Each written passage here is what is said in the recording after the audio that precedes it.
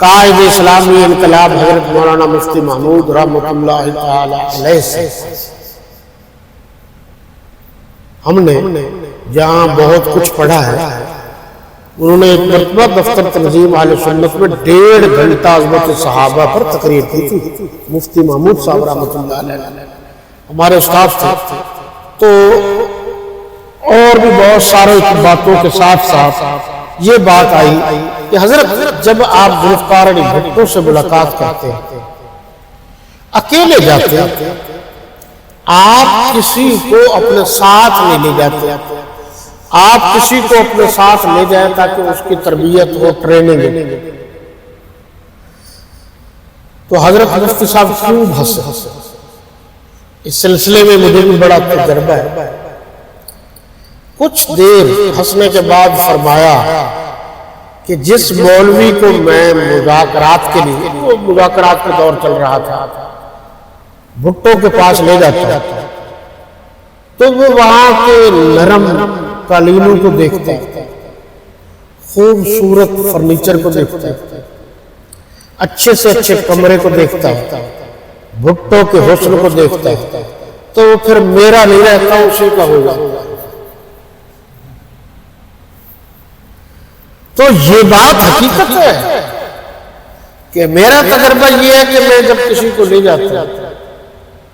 پروگراموں میں، پہلے تو میری منت سماجت کرتے رہتے ہیں، جب میں کبھی لے جاؤں ترس کھا تو پھر وہ جہاں جاتا ہے سب سے پہلے مجھ سے پہلے ایڈوانس جو ہے وہ ان کو یہ بتانا چاہتا ہے کہ عبداللہ خادم کو کوئی چیز نہیں ہے، اصل تو ہم ٹھیک ہے۔ اور اگر آپ کو گلستہ یاد ہو تو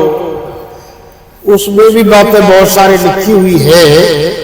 اور خاص کر یہ بات ذہن میں رکھیے کہ تعلیم یافتہ دوست جو ہے وہ آپ کو ڈنگ مارے گا تو کسی ایسی جگہ پر مارے گا جہاں ڈنگ مارنا چاہیے۔ ساجد شیرازی نے بھی کہا اس کو بے وقوف کو اپنا دوست نہ بناؤ جو جاہل انپڑھ ہے، اس نے نہیں دیکھنا کہ ڈنگ کہاں مارنا ہے، جہاں کوئی چیز نظر آئے گی اس نے تو دندیاں چبھا دینی ہے۔ اس لیے دوست بنانا پڑے صاحب علم کو بناؤ، جاہل کو نہیں بناؤ۔ جاہل کبھی نہیں دیکھتا کہ اس کا نتیجہ کیا نکلے گا، وہ اپنی ہٹ درمی اور ضد پہ دیکھتے ہیں۔ اس لیے حضرت مولانا مفتی محمود رحمۃ اللہ تعالی علیہ کی اس بات میں یہ سبق ہے کہ جو اب ظاہر ہے جس کو سائیکل نہیں ملتا اور ہم سے مراد ہمارے دوستوں سے 10 کروڑ کی گاڑی میں بٹھا دے، وہ پھر وہ پیچھے والے تو یاد نہیں رہیں گے، 10 کروڑ والا یاد رہے گا۔ اب یہاں تو صرف چائے پہ گزارا ہے، تو جہاں مرغن غذائیں ملتی ہیں وہ پیر بھی وہی اچھا لگے گا، عالم بھی وہی اچھا لگے گا، لیکن ان کے پاس تو کوئی معیار نہیں ہے، ان کا معیار تو کھانا پینا۔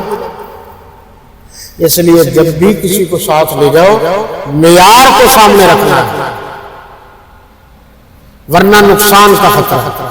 باقی پھر صحیح۔